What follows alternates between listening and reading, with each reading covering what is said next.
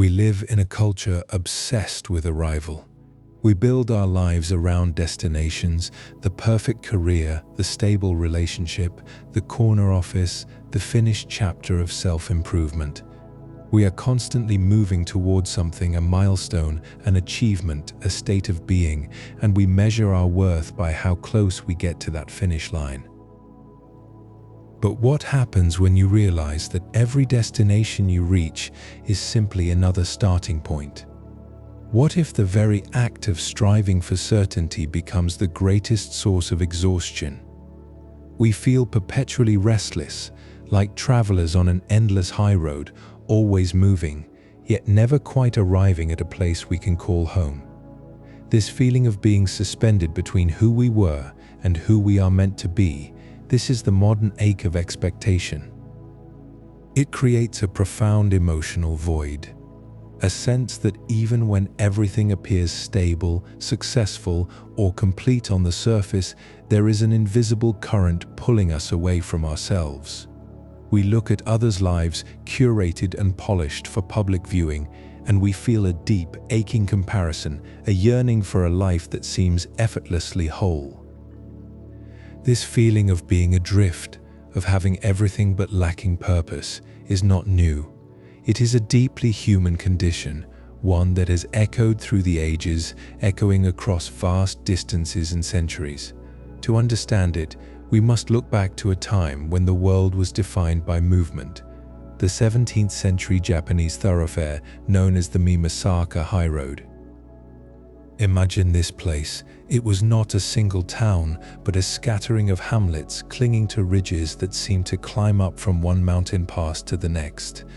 Life here was dictated by passage, by travelers passing through, by miners seeking fortune, and by the constant flow of people moving between provinces. The world itself felt transient, defined by its movement. In this landscape lived a young woman named Otsu. She was raised in an isolated mountain temple, giving her an ethereal air, almost detached from the robust, messy reality of village life below. Her existence was one of quiet contemplation, but even within those stone walls, she carried a profound ache, the absence of news. Her betrothed had left for war, and time, the relentless, indifferent passage of it, had begun to erode her hope. She found herself asking questions that were both personal and universal. Why do men run off to war? What is the meaning of all this movement if nothing ever truly stays put? Into this quiet contemplation wandered a man named Takuan. He was a Zen monk, but he wore no uniform, only a tattered robe or at times just a wrapping cloth. He moved through the temple grounds with an irreverent ease, speaking in philosophical monologues that were half joke, half sermon. He embodied the unpredictable nature of wisdom itself. The contrast between them was stark. Otsu, caught in the weight of expectation and personal loss. Takuan, who seemed to have shed all expectations, living moment by wandering moment. Their interactions became a series of necessary conflicts, a philosophical sparring match. They argued about everything: the nature of women, the teachings of the Buddha, the proper way to live. Otsu would challenge him with practical exasperation. Takuan would respond with profound, often maddeningly abstract wisdom. One day, while gathering flowers by the river, Takuan offered a lesson that cut through the noise of her grief and her longing for a fixed past. He spoke of the Buddha's teachings on women, citing ancient texts to suggest that a woman should not marry herself to a mere mortal man, but rather marry herself to the truth. Otsu was confused. What was this truth? She pressed him, and Takuan simply looked at the ground, admitting he wasn't sure himself. But the conversation continued, moving from grand spiritual pronouncements to the mundane reality of their lives, the need for flowers, the desire for tea.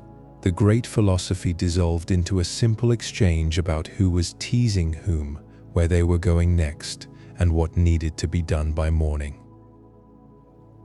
The truth, it seemed, wasn't found in the grand doctrines or the distant promise of enlightenment. It was woven into the messy, immediate fabric of their daily existence: the scent of blooming flowers, the sound of a river, the friction of two people arguing over who is more eccentric.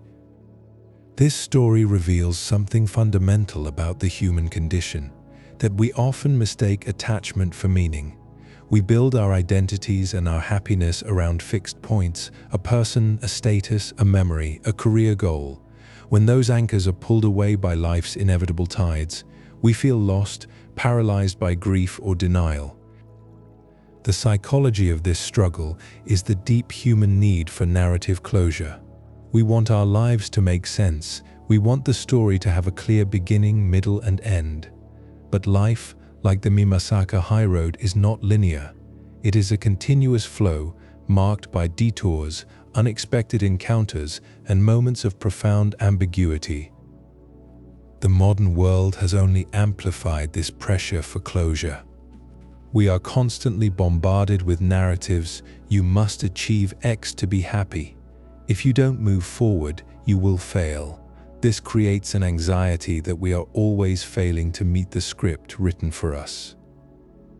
We become masters of comparison, comparing our messy internal reality to the polished external performance of others. We feel like we are constantly running a race against an idealized version of ourselves and everyone else. But what if the problem isn't that we lack direction, but that we are looking for certainty in a fundamentally uncertain world? What if the greatest wisdom is found not when we have all the answers, but when we accept the question? The lesson from Otsu and Takuan was one of radical acceptance.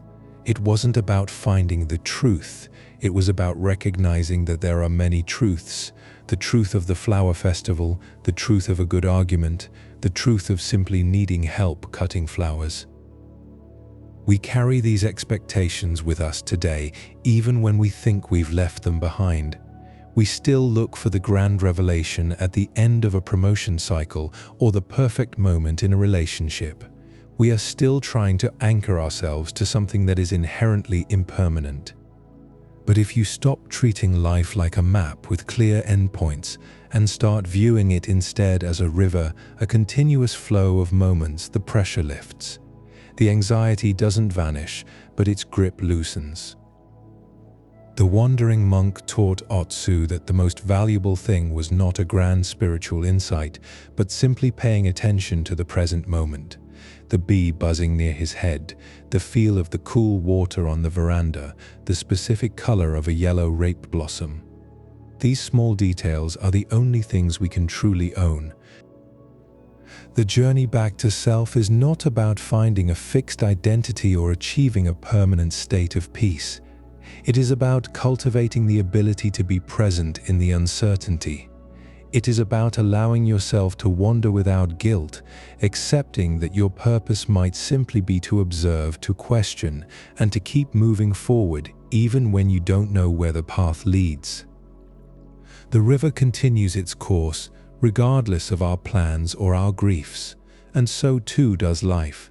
The only way through is not by resisting the current, but by learning how to float with it.